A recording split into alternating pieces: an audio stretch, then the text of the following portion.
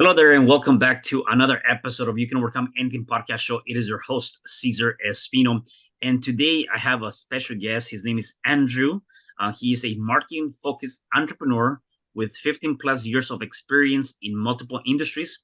He's developed his own approach to marketing many different types of brands with a large inbound content strategy tied together with robust marketing automation. He started his first business at 17, which focuses on marketing for the music industry and later pivot into a boutique marketing agency for local businesses. He then developed a marketing agency that specializes in the e-commerce industry, which he scaled to seven figures in the first 2 years, which led to a quick acquisitions. He's now at it again as the founder and CEO of the BlueTuskr, a full-service marketing agency for e-commerce sellers that helps brands expand their reach through robust digital strategies, targeted media buying, and data-driven analysis, as well as the host of the eComp Show podcast. Andrew, it's a pleasure having you here. How are you today? Doing good. Thanks for having me, buddy. Yeah, no, definitely. Man, you definitely have done a lot of great things. And that's one thing that I've always appreciated when people they have a vision and then they kind of go after that and then they figure it out. And I know that there's a lot of ups and downs in that journey, and definitely want to learn more about that.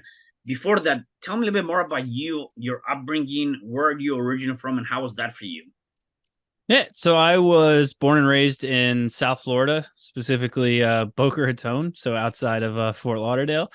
Um, I lived there until I believe my early 20s, and then moved up to Central Florida for school, and then moved up to North Jersey because my wife had a nice job up there for a little while, and now we're living outside Philadelphia, Pennsylvania.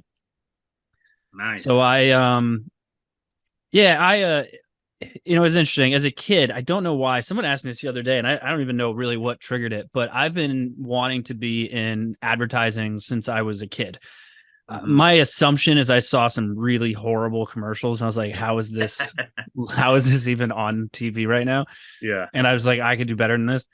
And I always knew I wanted to get in advertising. My dad's an entrepreneur. He's owned a bunch of different businesses and done his whole thing there. And he actually acquired one in when I was in high school.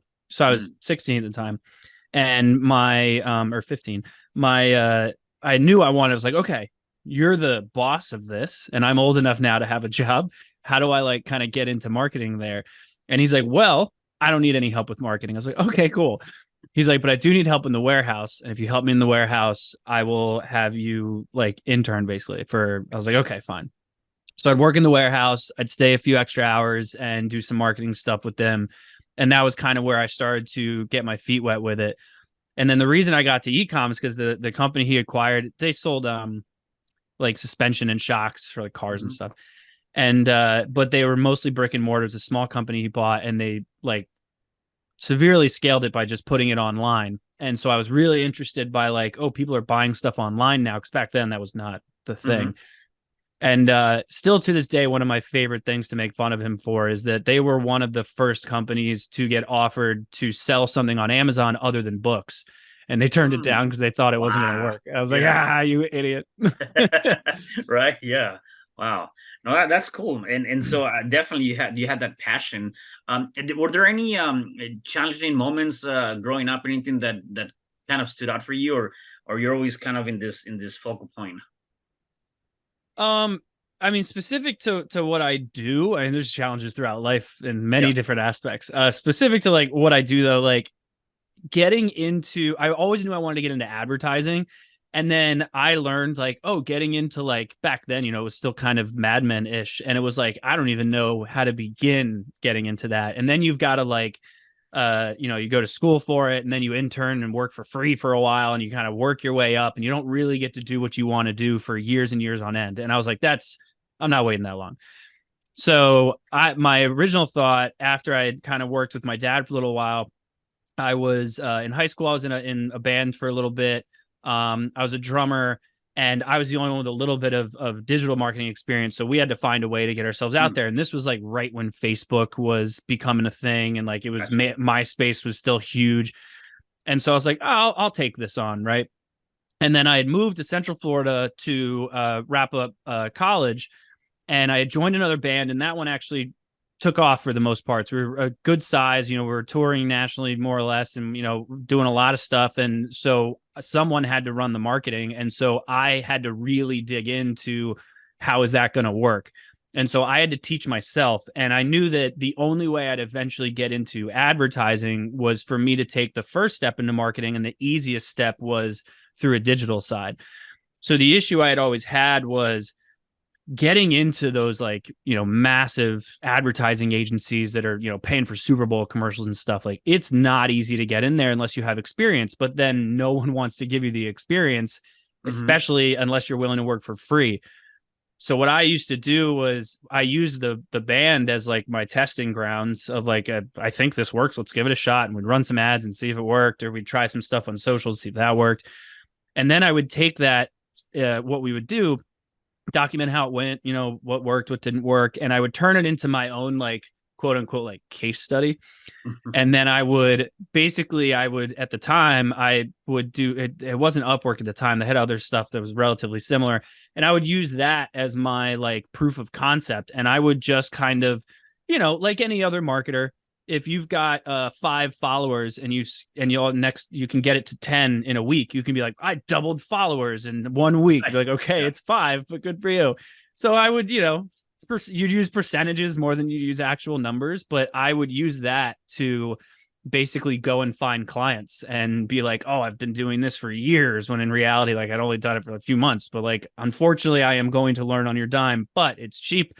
And so you fortunately fake it till you make it, and it worked out. Yeah. And one thing that I see here, obviously you even throughout your, now recently, right? You were always persevering, and you were always going after, you were always working hard, you were always doing something. Like you said, you were doing that. So I want you to tell me about that experience where you had a full-time job, and obviously you were doing the agency on the side, or you were doing this side hustle. And in November 2020, your job decided to lay you off because they found out that you had something going on the side, right? So tell me about, because again, a lot of people, I know a lot of people say, hey, I want to be able to do more. I want to be able to do that. And some people do want to venture out of the 9 to 5. And I know that when that happened, you had a decision to make. Either I go back and find a job, or I'm going to just, go and take my leap of faith, right? So talk about that experience. Oh man, that was probably, it was very interesting to feel like I was so good at what I do, and then all of a sudden lose my job and be scared out of my mind. So what had happened was, I mentioned we moved up to North Jersey. My wife was working in New York City. It was counter commuting, doing really well. And so I was a partner at an agency. And we exited that agency in late 2019, but I was very much a minority partner. So I still we wanted to move. We had the opportunity. She was working remote. This was right before the pandemic. She had already turned remote. Yep. And I was like, okay, this is a good opportunity for us to move. And so we wanted to move closer to family. So we moved outside Philadelphia. And so I was like, look, we made a decent amount on the exit, but I was a minority, so it wasn't going to last us very long. I was like, why don't I'll take my time, but let me find a job. I got lucky, fell into a job pretty quick, paid really well. It was in-house. It was right up the road. So I was like, okay, this is great. I was the only marketer at a pretty decent sized 8-figure brand. And the whole thing they were doing, I was like, this is exactly my wheelhouse. This is perfect. This worked out great. Well, then I'm working there for 3 months, if that. And the pandemic hits, right? So now we're in March. I just moved into my house in April. So March, pandemic hits. Thank God we closed right before all that happened. So we moved into our house in April. And so he's like, hey, we're all staying remote, right? So the entire team staying remote. So I'm like, okay, I'm working from home. And we had I knew that I wanted to get back into the agency space because there was a lot of stuff about the prior agency that I thought could have been run better. And so I was like, all right, what I'm going to do is I'm going to just kind of do this as a side hustle, make a little bit of extra cash, take my time and do this and just let it work itself out. I've got a great paying job. I don't need to rush into this. Well, I'm a big fan of like content creation, right? Mm-hmm. Like it's building an asset as opposed to paying for leads and sales with advertising is much better. And if I'm not relying on the cash, it was great. So I started a podcast. I had blog posts and stuff going up. I had a couple clients. So I was like, all right, I got some cash. Let me, create a small website and just kind of like eased into it. Well, the podcast took off and I didn't expect that. What I did was a little bit back then, I've changed it since, but back then what I would do is these quick, like maybe the longest one was 15 minutes, if that. And it was quick, like, here's how you do this, right? And it was just in and out, quick little ideas for people. And then that would be it. Well, it took off in the e-commerce industry and it somehow got across my boss at the time found it. And so where my whole thing was like, I have a job and I just moved into this house into an area I don't know. It's a pandemic. We're all stuck here. Like I would wake up and I would solely focus on the job that I had. But then in my free time, it's a pandemic. Where am I going? Right. So I'm spending my nights and weekends just kind of doing this stuff because I love doing it. It helped me kind of keep my ear to the ground of what's going on in the industry. Plus, with other clients, I would get to test stuff that maybe was a good idea for them, but my boss at the time was kind of weary about. So I'd bring it to him of like, okay, this works. Let's do this. And so podcast took off. And so he calls me into his office one day and this is like kind of towards the end of 2020. It was in November when people are like kind of feeling out, going back out. And so we're all sitting, in different corners of the room so that no one's like going to get sick or anything. We all got masks on. And so I'm going in like, all right, Black Friday prep. Here's what I got. Here's the holiday plan, blah, blah. I start going through. He goes, okay. He's like, well, before we get into that, let me ask you. He goes, what's BlueTuskr? And I went, oh, and I told him, I was like, it was just it's kind of a side gig. I was like, it helps me with keep my ear to the ground and stuff. I've got a couple small clients. I go, it's just my nights and weekends hobby. Like that was it. That was all it was at the time. And he didn't like that. So he took it as like, he's basically like, you're not as committed. You're not as passionate about this as we are. And you're not going to work out here.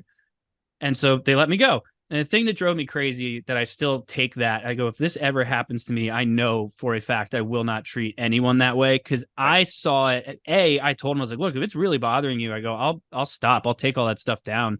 Like if it's really that big of a deal, like at the time I didn't care. Yeah. And I had a job and my wife would have killed me.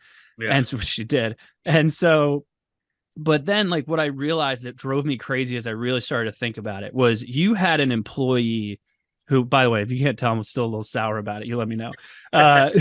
If you had an employee that in their free time was still educating themselves on their job, and you had an employee who had like the entrepreneurial drive to want to keep doing stuff, to keep growing, if you wanted them to be passionate and you wanted them to care about your business as much as you do, give them a piece of the business or give them a goal, give them a way to get to a piece of the business so that it matters. Right. I don't want to be specific in case he listens to this podcast too, it was not a product line where you wake up and you go, man, I love this product line. It was just, it did well. And it was what it was. And if you want me to be passionate about it, show us a way to grow into that. And they just took it as like, oh, you're not passionate about this stuff, even though the business was killing it at the time. Cause it was late 2020. Everyone was. Right. And so I came home, told my wife, and she was like, all right, she was still working and she was remote. And she's like, I guess we'll talk about this later. And I was just distraught because I knew that I had the agency in a position where I was like, I can do this full time. I'm going to have to take a salary cut. I'm going to have to make some immediate changes in the agency, but I can do this. And then I need to hit the ground and hustle and get it done. And so that's what I did. I took a salary cut. Had to tweak some stuff on resources we had internally because now I was just going to do it myself, hit the ground running to find some newer clients and stuff. And then I knew that the concept I had for the agency was better than our old one. And we grew that one and exited that one in like 2.5, 3 years. And I was confident that I did most of that work. So I was like, I know I can do this. So I told my wife, I go, give me like 3 months to figure this out. And if I don't get anything mapped out in time, I will start looking for a new job. but it was pandemic. So I'm like, I don't even know who's hiring right now or what's being hired for. But I mean, it all worked out. Luckily, the company that had acquired our previous agency burned that agency to the ground. So every old client that found out that I was starting stuff off, they just moved over. And so it was a nice little transition.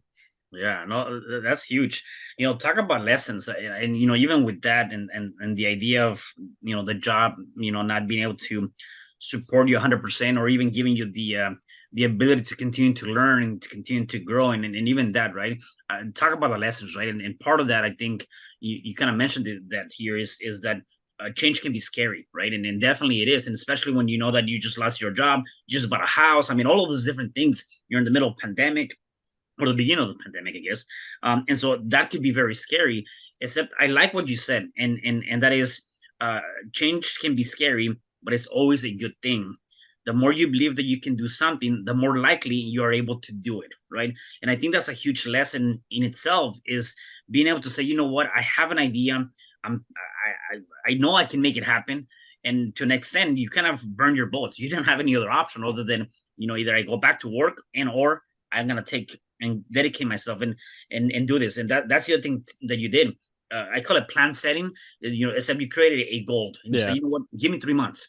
And if in 3 months I'm not able to make it, fine. Then I'll just give up on this for now and then go back to the 9 to 5. Except the fact that you created that plan setting, or you gave yourself that time frame.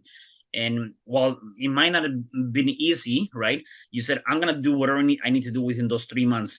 So talk about some of those lessons, because I think that anyone that's either went through something similar or is really thinking about becoming an entrepreneur, there are so many different lessons besides the things that I just talked about, in terms of being able to jump in and say, you know what, I have an idea, I have a lesson. A lot of times people have ideas, or they have something that they want to do, start a new business or whatever that might be.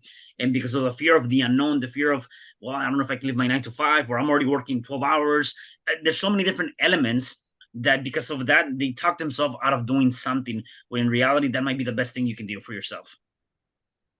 Yeah. I mean, there was a lot of lessons I learned from that. Many I still take forward to now. Like, really, one of the things I always try to remember is, like, I'll give you a perfect example of, we're working on something now of like, hey, it's the end of the year and for e-commerce, right? Some clients are killing it and we can't wait to finish mapping out next year's stuff.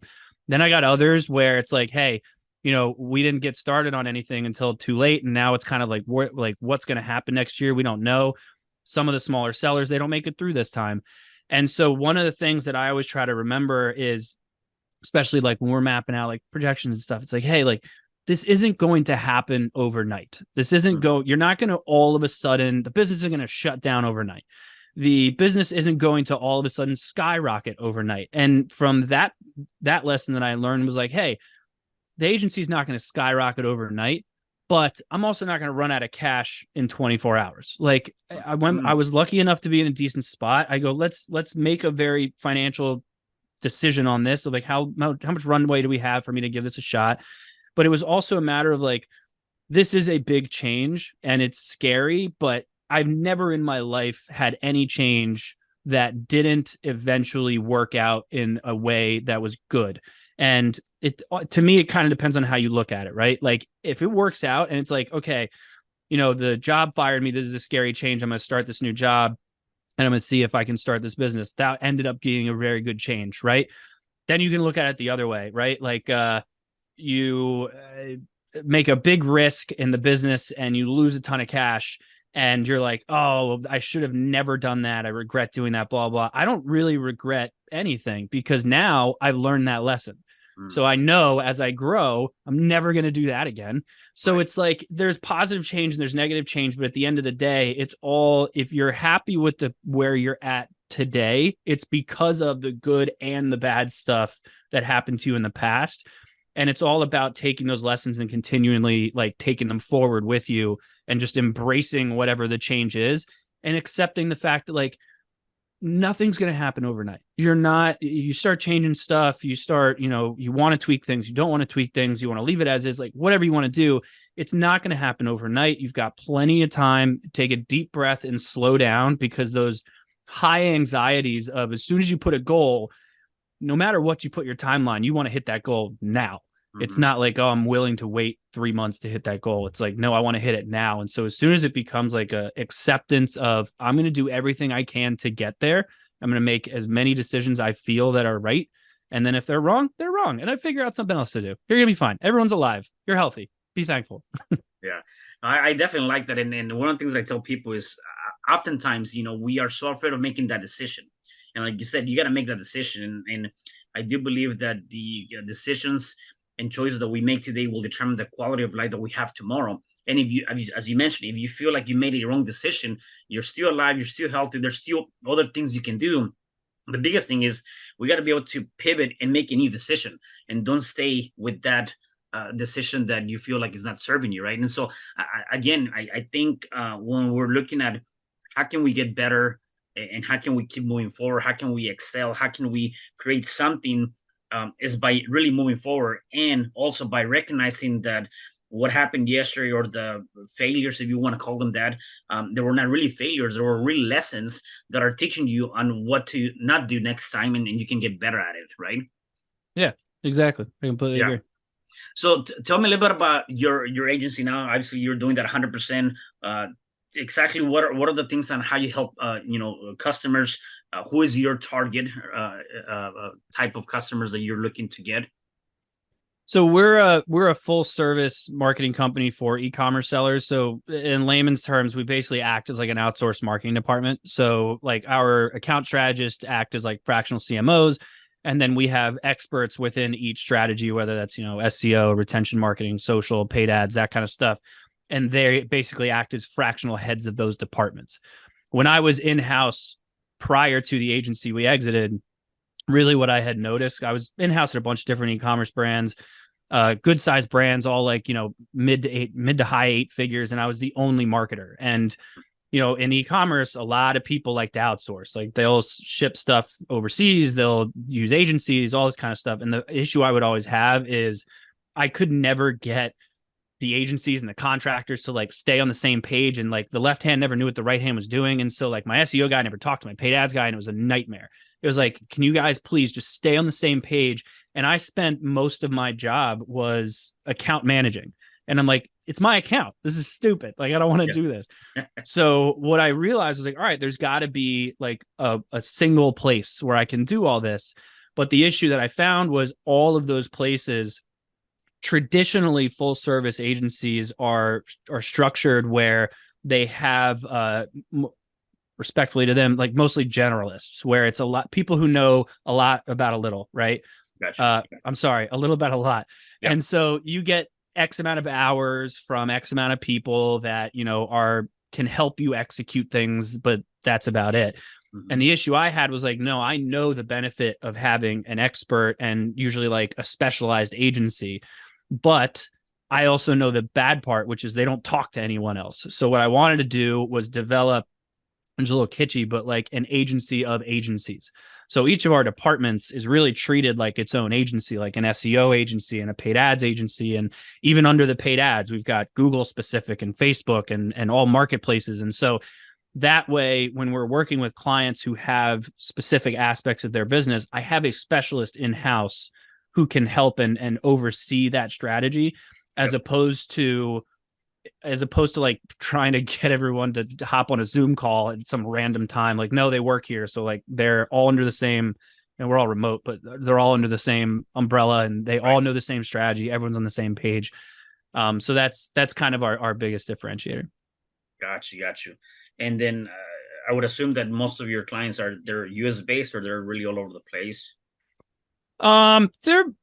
They're mostly US based, just because we are, so we find them easier that way. But we've got several in Canada, several in the UK, oddly enough, a lot in Australia and New Zealand, and a couple in Ireland, a couple in Mexico, a couple in, I think they're in Brazil, I think. I can't remember.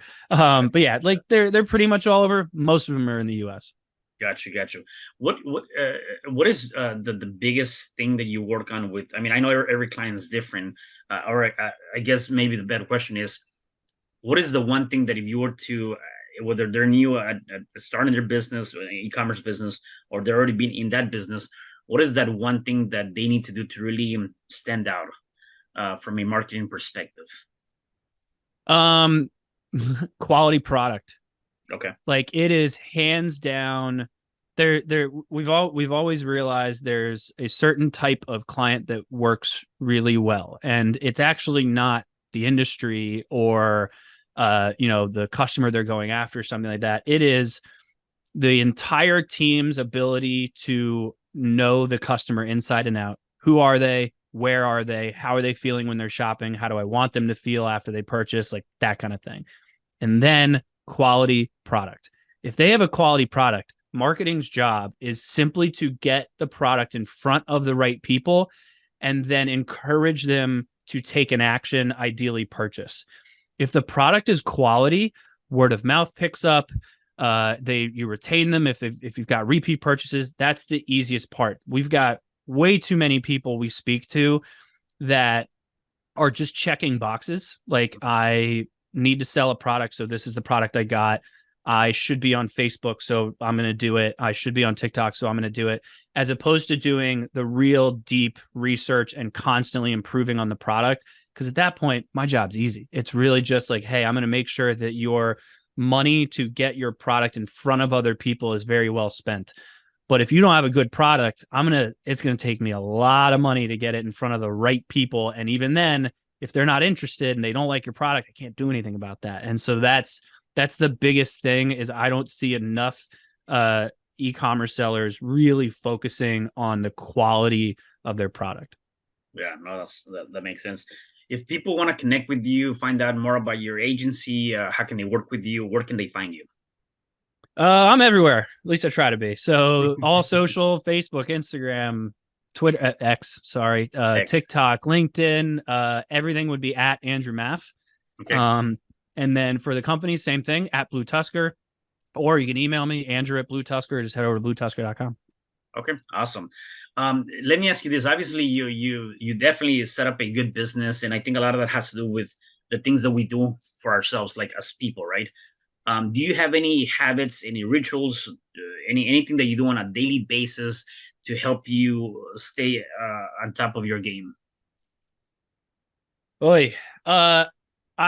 Me personally, I exercise a lot. I like to, I'm not a fan of the entrepreneurs that are like, I get up at 4 a.m. and have 8 eggs and lift for 6 hours. Like, no.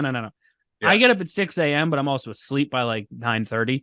Yeah. And I go to the gym for like an hour. I come home, shower, take care of my dogs, and kind of just chill for a minute, make a coffee, and then I come in and kind of get at it.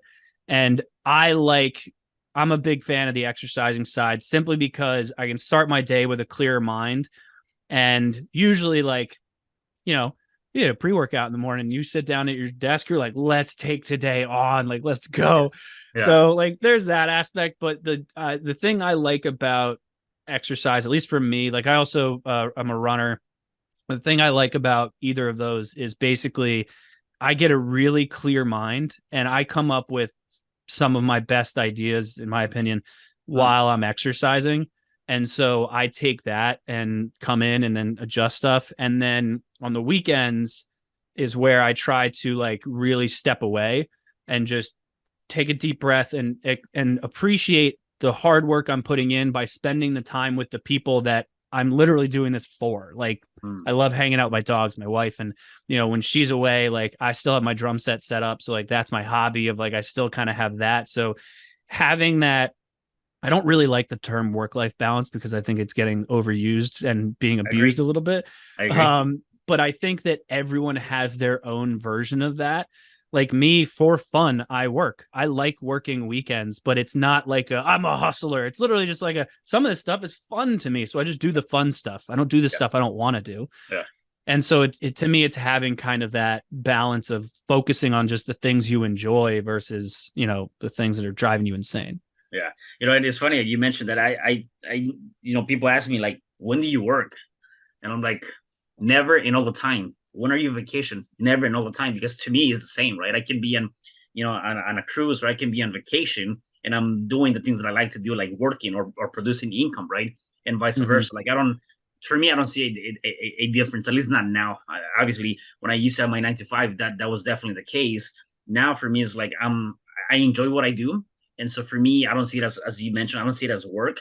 And definitely like anything else, are things that perhaps I may not like as much. Nevertheless, I balance that stuff. And for me, it's the same thing. Like I really don't see a difference between one or the other, because I Yeah. genuinely do like what I do. So Yeah. I like to document the things that I hate doing and then put SOPs together and outsource it and give yeah. it to someone and go, that's the benefit of being an entrepreneur is I can work 24/7 if I want, if Mhm. I'm enjoying the stuff I'm doing. But if I'm not enjoying it, it's work and it sucks and I don't want to do it.